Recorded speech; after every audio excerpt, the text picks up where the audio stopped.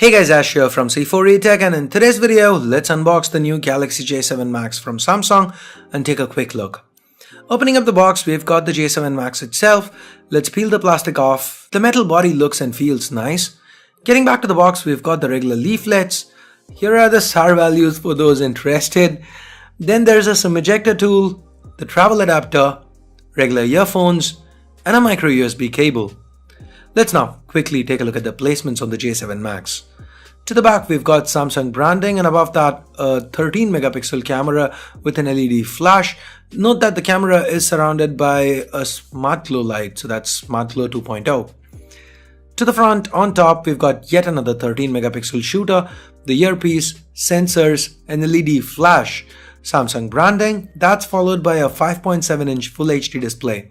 This is not an AMOLED display, it's IPS LCD. The contrast still appears decent, the colors are a little on the cooler side of the spectrum, but the viewing angles appear good. The fact that this display is covered by 2.5D glass adds to the looks, and at the bottom we've got a physical home key flanked by capacitive keys that sadly are in backlit. The home key has a fingerprint scanner built in. It is an active scanner, meaning you don't have to press the home key to get it to scan your finger and wake the device. It is a little slower than other scanners in the price segment, but seems to work alright. To the bottom, we've got a 3.5mm headphone jack, the primary microphone, and a micro USB port. The power button and the internal speaker are present to the right. There's nothing up top, and the volume keys along with two trays can be found to the left. These can take two SIMs and a micro SD card.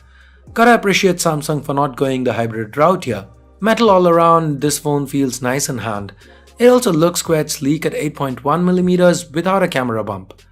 Though the display is now smaller than the last J Max, which had a humongous 7-inch display, it is still a 5.7-inch display. So the J7 Max is not gonna be great for single-handed usage. You're probably gonna have to use it with both hands more often than not. Anyway, moving on from build and looks onto what's underneath the hood. The J7 Max sports a Mediatek chip, the Mediatek Helio P20 to be precise. That's a combination of 8 A53 cores clocked up to 1.6 GHz each, along with a Mali T880 MP2 GPU, 4 GB of RAM, and 32 GB of onboard storage. All this is backed up by a 3300 mAh battery. On the software side of things, the J7 Max runs on Android 7 Nougat with Samsung Experience 8.1 on top.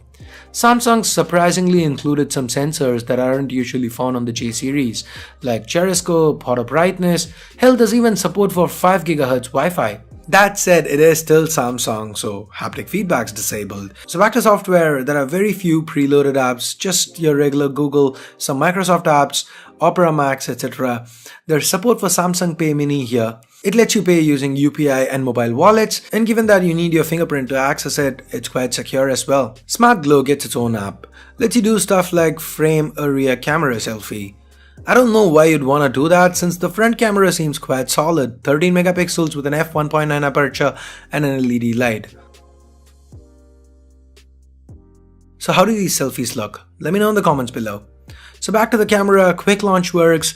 Sadly, given that this is not a flagship, the Pro mode is depreciated with just the basic options available. Samsung's also introduced a social share mode where you can add filters and quickly share your images with your contacts.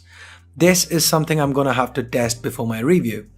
Anyway, these samples were quickly shot around the office with the 13 megapixel f1.7 rear camera.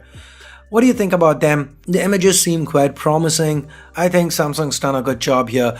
Do you agree? Again, let me know in the comments below. By the way, the J7 Max seems quick to focus usually, but does struggle for focus while shooting macro. I think this is something Samsung can fix with an update, so hope they do that. With that, we get to the price.